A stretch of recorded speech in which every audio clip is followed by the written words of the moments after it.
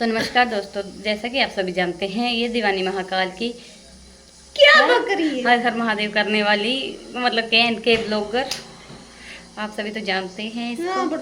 मतलब ज़्यादा नहीं तो इसको 2-4 बंदे तो देखते ही होंगे कम से कम। आप देख सकते हैं बहुत ही घुटिया गर्मी में तब चिपचिप हो रही है। वैसे ही हटना, मैं बोल लो अब कुछ। बाल पर सीधे कर। ये न्यू हेयर स्टाइल। तो जैसा कि आप सभी को पता है गर्मी बहुत ज़्यादा हो गई है, इसीलिए हम एसी खरीद रहे हैं थोड़े दिनों तक।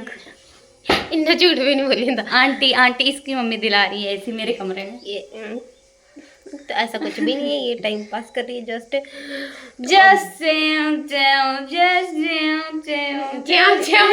चिल होता है।